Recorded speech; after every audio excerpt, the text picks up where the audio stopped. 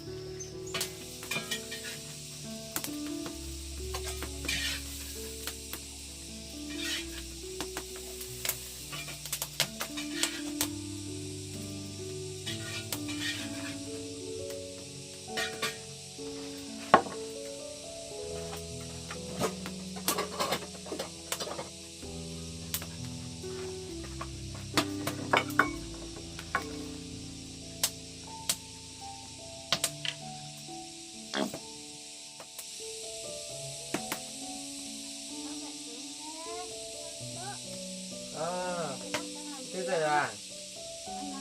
Anh đang làm gì á? Anh đang nấu một bữa ăn sáng nhẹ cho cái. Rồi, dậy rồi đi đánh răng rửa mặt cho anh sớm nhé. Để sáng nhé. Dậy sớm quá. Mình đi rửa mặt đã.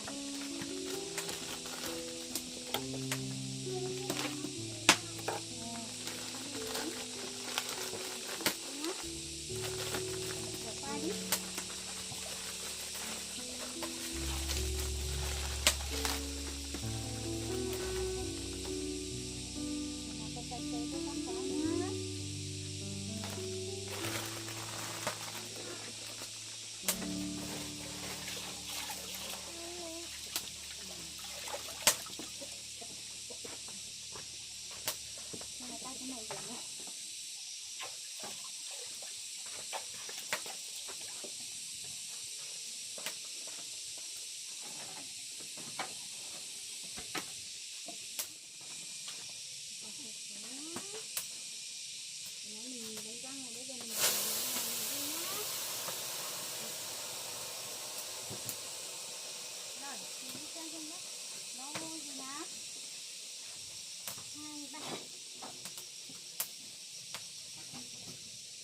Bác nấu sáng không ở đấy con ạ. Rồi, vào không ăn sáng thôi. Bác nấu gì nhiều thế? Rất chi. Nấu xúc xích á? Anh bé thích ăn xúc xích không? Ăn á.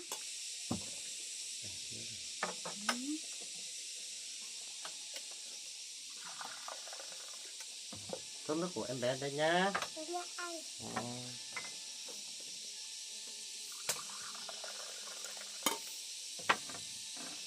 Được rồi, bây giờ là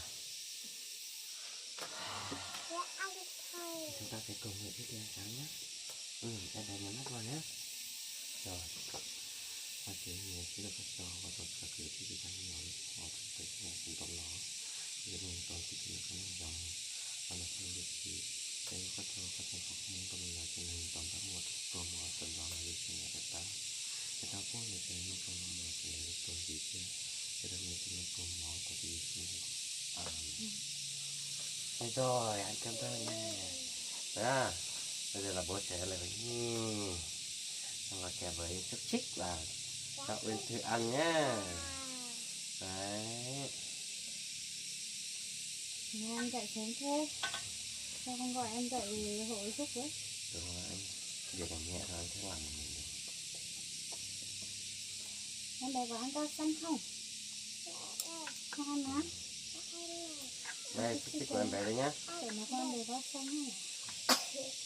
Đây, của em bé đây nhá. Nếu em bé chấm vào sữa này ăn nhá. Cho quá cho nó. Chấm chắc nhá. Mẹ chấm cho con ăn. Mẹ chấm nhá. Chấm tí cho bé ăn nào. Rồi, mẹ chấm cho. To quá nhá. Rồi. Thả mồm nhau nào.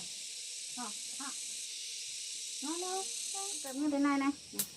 Cầm thế này này, cầm rất chắc nhá. Rồi ăn đi. Rồi nhá. Chắc nó ngon quá nhá. Đây, hai là em tự chặt nhé.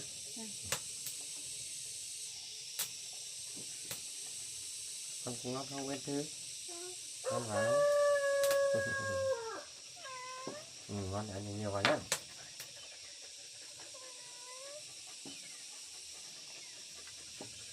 Làm cái này có kỳ không? Thì chưa đâu. Rau là sáng nay dậy sẽ người nhổ lấy rau ở trong vườn. Mẹ cũng ăn này nhá bé nhá. Rồi. Mẹ ăn thử xem nào.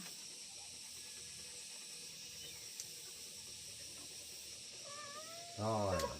Ngon quá nhỉ.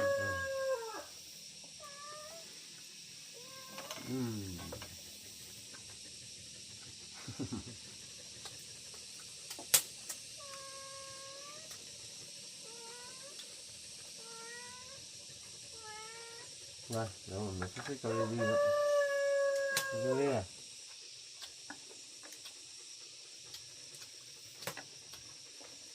Ăn nhiều lắm.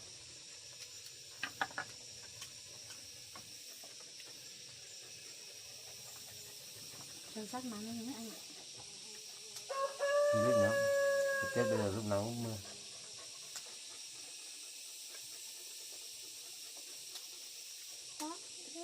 Ngon để ăn nhiều vào nhé.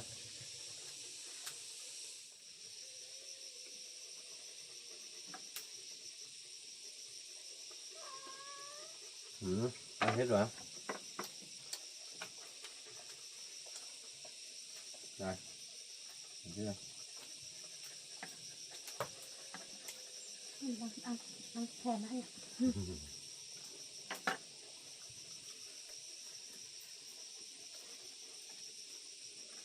Ăn nữa nha em đấy.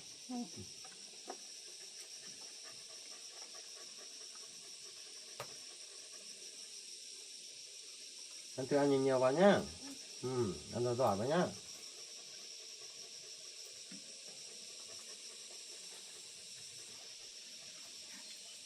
Mẹ chấm sữa đấy.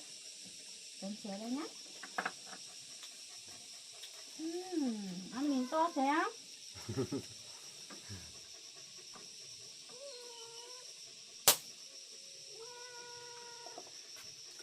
Rồi.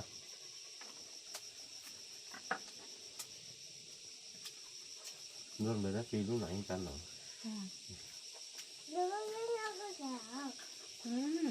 Ăn no rồi hả?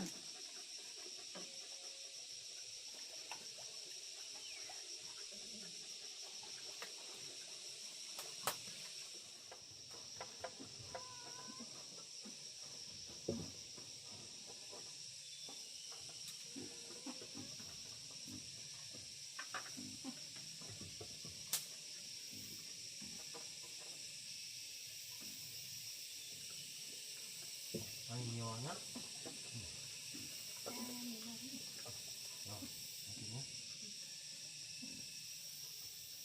Mẹ làm cho bé trước nhá. Bé ăn cho giỏi nhỉ. Xích thôi. Ăn chút xích thôi phải không? Cho xích chấm sữa nhé.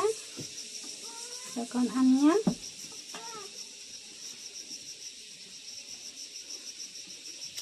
Rồi này, mẹ cho này. Ăn để chấm sữa nhé.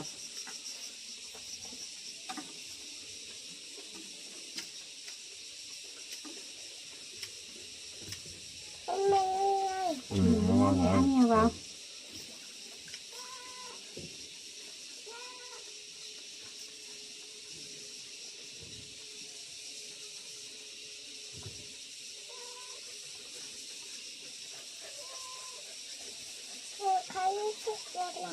Đấy, gì ở trong này này.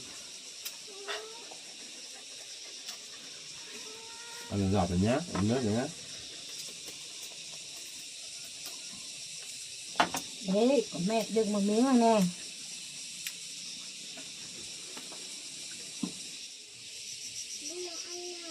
Dạ, đây thì ăn no rồi á. Ăn được không? Không ăn được. Không ăn nữa. Rồi, con đi rửa tay nhá. Con đi rửa tay bên kia đấy.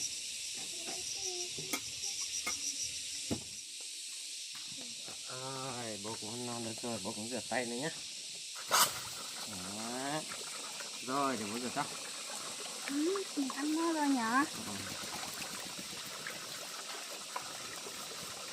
Rửa tay sạch sạch nhá. Đây chưa? Đây, im lặng đấy. Đây, cầm tay con.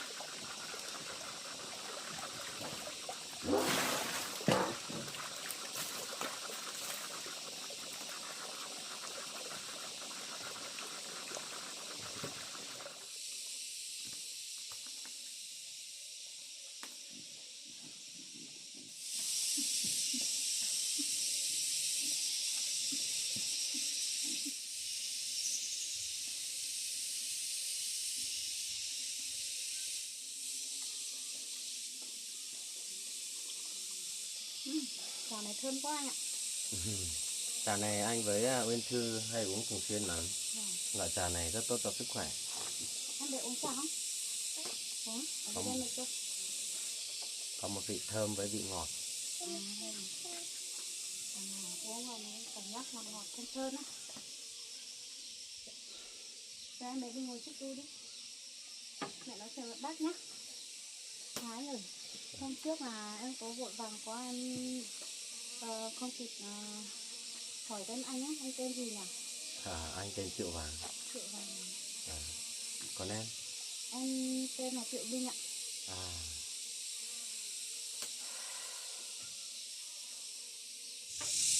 Thế tình hình như hôm trước em kể cho anh nghe thì hiện tại là gia đình mẹ chồng em không chào đón em qua lại sống chung với họ nữa à? Vâng. Mẹ chồng em có bảo là em bỏ chồng con đi lo rồi, không ở nhà chăm sóc con. Sau là mẹ chồng em còn bảo là em không để được con trai trong nhà nữa. Họ mới đổi em đi ra ngoài không cho về nhà anh ạ. Rồi buổi này sao lại còn cái chuyện trọng nam khinh nữ đấy nhỉ?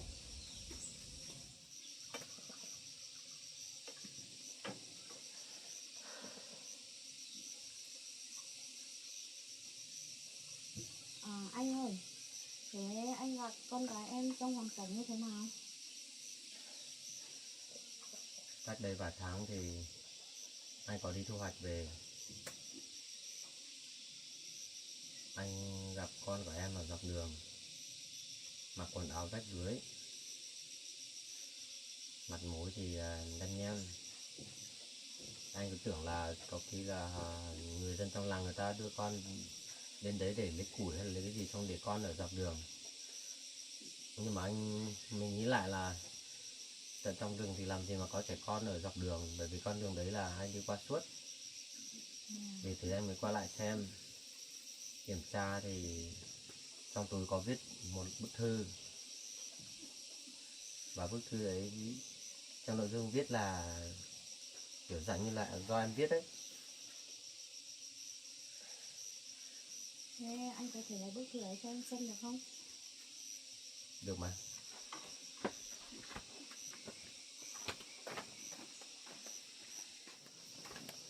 Bức thư đây.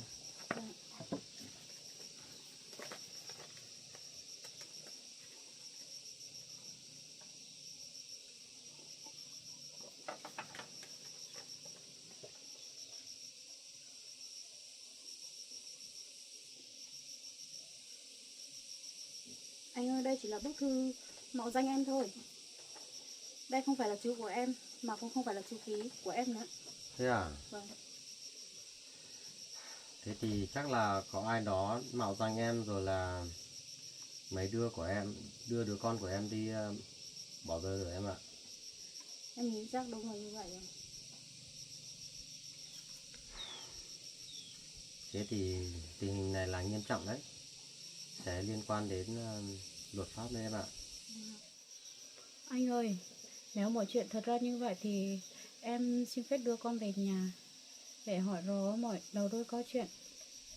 Nếu thực sự họ là người đã bỏ rơi con gái của em thì em sẽ gọi cho chính quyền để giải quyết cho em anh ạ. Thế cũng được. Mọi chuyện thì nên gọi cho chính quyền ra giải quyết mọi việc em ạ. Nhưng mà em có gì để chứng minh Uyên Thư thật sự là con gái của em? Có anh ạ, em có giấy tờ và một tấm hình của con nữa. Thế thì đưa ra cho anh xem nào. Em sẽ đi lấy cho anh.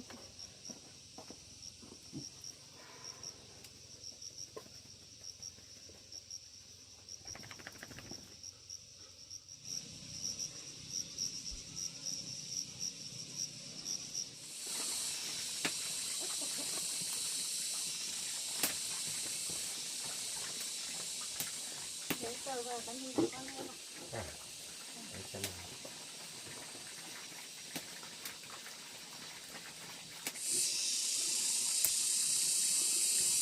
Đúng rồi, đúng là Uyên Thư rồi. Giờ thì giấy tờ tùy thân này là đúng của Uyên Thư rồi. Vâng ạ. Vậy em có mang điện thoại theo? Em có ạ. Mà có thì cho anh mượn gọi cho bên công an để họ lên đây xác minh nhé. Vâng ạ. Đây điện thoại của em. Điện thoại mật khẩu thế nào đấy? Anh ơi, 4 số 0 và 4 số 1 ạ.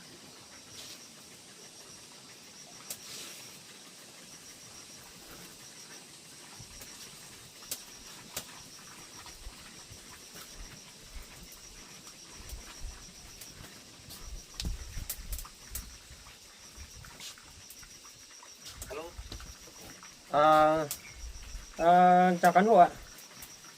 Ai đấy? Thưa cán bộ, là tôi là Triệu Vàng đấy ạ.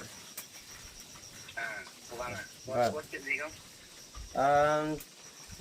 Sự việc là trước đây mà tôi đã đến báo với cán bộ là hiện tại người mẹ của Uyên Thư đã về tìm đến Uyên Thư rồi, hai mẹ con đã nhận ra nhau ấy, thì tôi muốn cán bộ lên nhà tôi để xác minh giúp tôi với ạ. Thế à? Được, để tôi sắp xếp thời gian nhé. Vâng, cán bộ sắp xếp thời gian xong lên nhanh nhé. Vâng.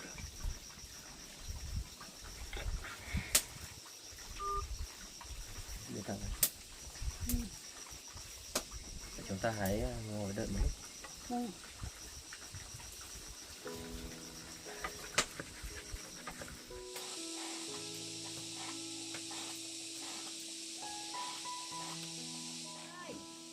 Mẹ đưa con đi chơi này.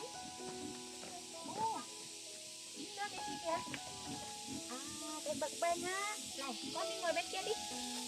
Ngồi bên kia, con ngồi bên này nhá. Cái bậc bên này bác làm cho con hả?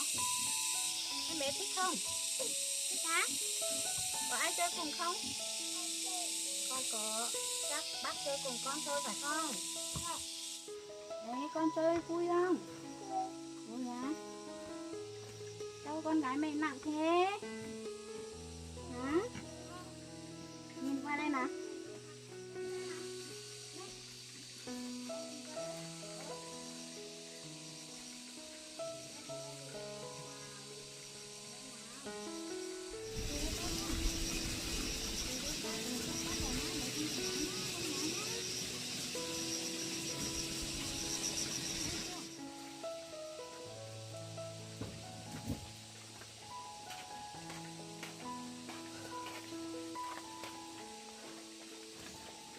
Sau giờ này mà cán bộ vẫn chưa đến thế nhỉ?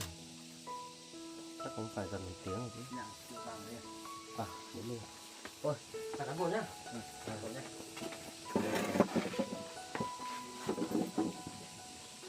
Khỏe không? Khỏe mà. Cán bộ. Đẹp nhỉ. Cũng làm cái mưa che nắng thôi cán bộ ạ. Thế là đẹp không?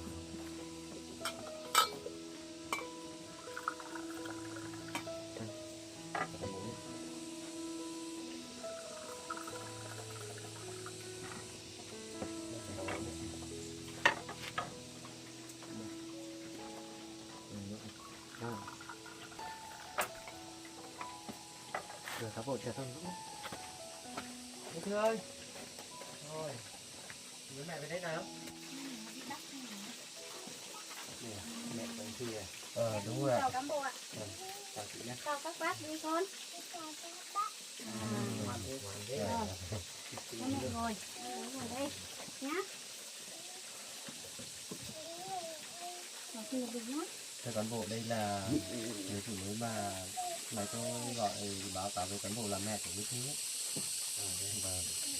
Và đây là tấm ảnh và giấy tờ tùy thân mà người mẹ đã cho tôi xem về thông tin của Bích Thư. Đây là người mẹ mang về. Vâng. Vâng. Đây là em mang về.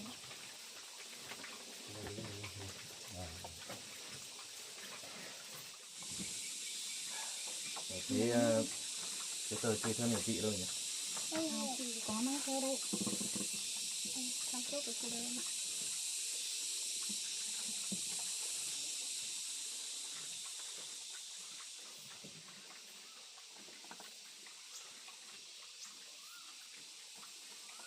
Này là đúng rồi. Vâng. Bởi vì trước đây thì tôi cũng đến báo cáo với lại cán bộ, thì tôi cũng lo là nhầm lẫn, thì tôi mới mong cán bộ về giúp xác minh để đỡ sau này phải nhầm lẫn gây thêm rắc rối cho tôi. Nếu mà đúng như vậy thì tuyệt vời rồi. Nếu mà cán bộ đã xác minh là đúng con của tôi thì tôi cũng xin phép cán bộ là tôi đưa con về. Được rồi. Nhưng trước đây chị không ở địa phương ấy, thì Triệu Vàng đã nhặt được cháu bé bị bỏ rơi ở đường, thì có mang cả cháu bé đến trình báo với chúng tôi. Chúng tôi cũng đã thông báo đi khắp nơi để tìm người mẹ nhưng mà không tìm thấy. Chúng tôi đã làm giấy xác nhận nuôi con cho Triệu Vàng rồi. Bây giờ Triệu Vàng cũng có quyền nuôi cháu bé này, nên là bây giờ hai người tự thỏa thuận với nhau nhé. Vâng, để chị sẽ thỏa thuận với anh Triệu Hằng. Thế bây giờ thì tình hình là anh Triệu Vàng có suy nghĩ về tình huống này.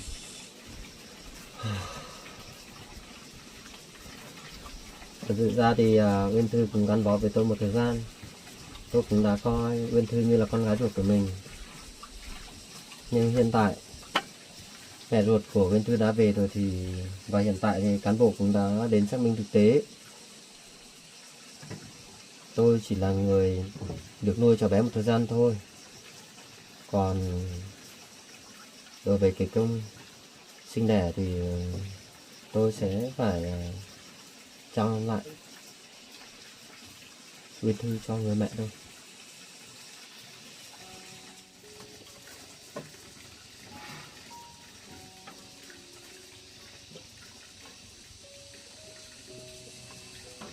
Đi bác đấy. Uyên Thư có muốn về với mẹ không? Không về á? Sao thế? Hả? Sao? Chắc là muốn ở với bác rồi. Về với mẹ nhá. Sao rồi bố ta? Về với mẹ nhá. Hôm nào bố có thời gian bố sẽ đến thăm con nhá. Rồi bố ta. Về với mẹ đi nhờ, con nhờ. Về với mẹ, hôm nào bố có thời gian bố đến thăm con nhá. Ngoan nhá. Thôi được rồi, chúng tôi cũng đã xác minh xong là con của chị này. Thì bây giờ mọi người cũng đã thỏa thuận, cậu Vàng cũng đã đồng ý đưa con cho chị rồi. Thì chúng tôi không việc gì nữa thì chúng tôi phép về trước. Có chuyện gì thì đến cơ quan trình báo lại với chúng tôi nhé. Vâng, vậy thì cảm ơn cán bộ nhiều quá. Hay là ở lại nấu cơm ăn rồi mới về nhỉ cán bộ? Cảm ơn cậu nhé. Tôi về trước. Rồi, cảm ơn nhiều nhá. Rồi, cảm ơn hai cán bộ nhé. Rồi, chào các bác đi con. Bye bye các bác nhé. Chào con nhé. Đi có thời gian lại đến nhà tôi chơi nhá.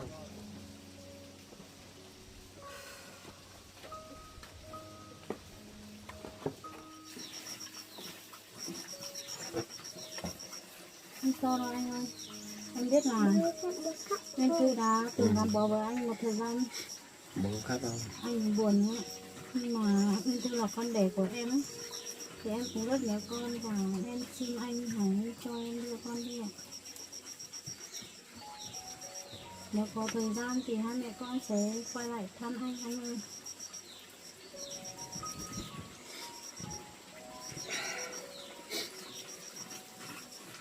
Bác khóc nhẹ kìa con ơi.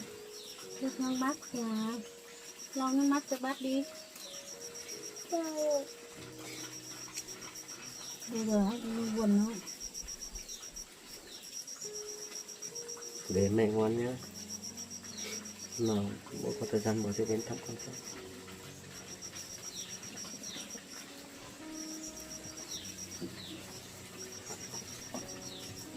Em biết là anh cũng rất là yêu con của em. Nhưng mà Minh Thư là con của em thì em phải đưa đi anh ạ. Minh Thư vốn gì nó vẫn có bố, nhưng mà thực ra mỗi lần em nghe con gọi anh là bố thì em thấy rất là sốt ruột. Và em rất yêu con, tại sao con lại không có bố? Trong lúc mà nó gọi một người khác là bố của nó ấy, anh ạ. Em không thể kiềm chế được nước mắt khi con đang gọi một người xa lạ là bố. Gọi bằng một câu bố rất là có tình cảm. Nhưng mà thực ra thì bố nó không phải là anh. Em không biết phải nói gì hơn nữa.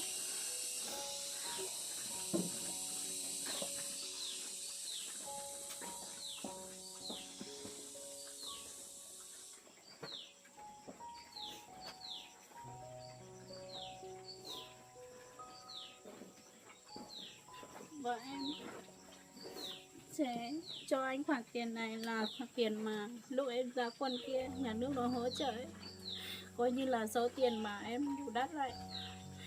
Nhưng lúc khoảng cách mà anh và con được gặp nhau, và anh đã nuôi nấng con đến bây giờ mà anh quay về, em xin anh hãy nhận số tiền này. Không, em không nhận đâu, em hãy mang về đi. Anh làm như thế thì lòng em làm sao mà chịu được. Đó coi như là cái khoản tiền mà em cảm ơn anh. Cái thời gian vừa qua anh đã chăm sóc tập tình cho con. Anh hãy nhận giúp em đi ạ. Em hãy cầm về cho hai mẹ con đi. Nếu mà phải nói đến tiền ấy thì tiền không mua được cái tình cảm mà anh dành cho Uyên Thư đâu.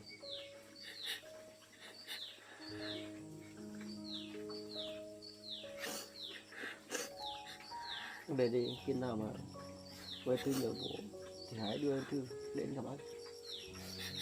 Mình là mẹ nè con.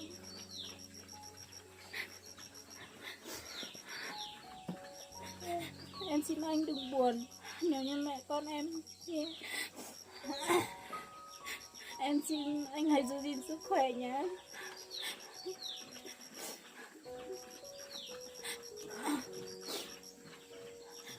Được rồi, đây là Thư ơi, cảm ơn các mẹ nhé, con không lấy đâu. Đây giấy tờ của con. Anh nhận đi, anh đừng làm như thế mà. Không nhận đâu, để con cất đi. Rồi, để anh đi tìm quần áo của cái Thư cho Thư. Anh nhận đi anh ơi. Mẹ yêu con. Mẹ không ngờ cuộc sống của mẹ lại như thế này con ơi. Chắc là đến lúc mẹ con nhìn mẹ là con ơi. Đây là những đồ quần áo của anh Thư. Có một số là do trước đây anh đã mua cho.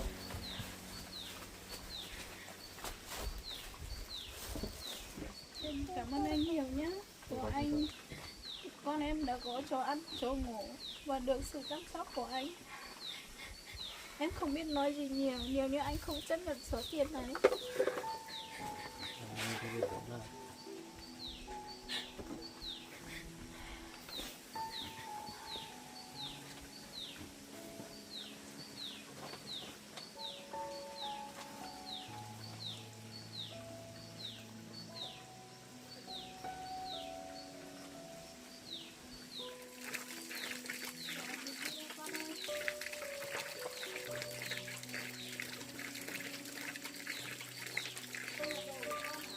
Đây, tôi mong là xem con gì thì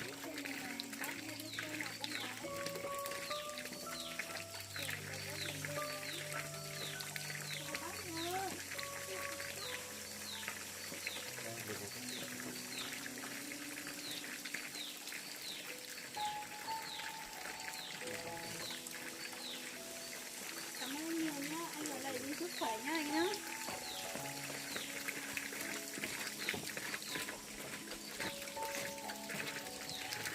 hai mẹ con thì nếu mà có thời gian thì là đến thăm anh ấy.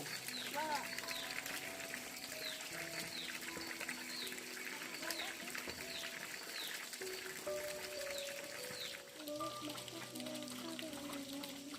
Bố không đi đâu, bố ở lại theo con à.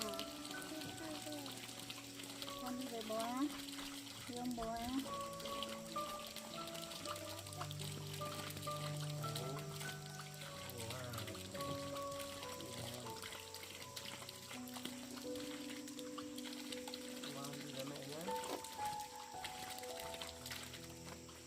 Mẹ ông nào cũng có thời gian mới đi thăm con. Anh buồn nhá. Anh biết là anh thì rất buồn nhưng mà nếu như em không có em thôi thì em cũng rất buồn. Anh ở lại với sức khỏe nhá. Để con không đi đây. Được rồi. Bye bye bác nha.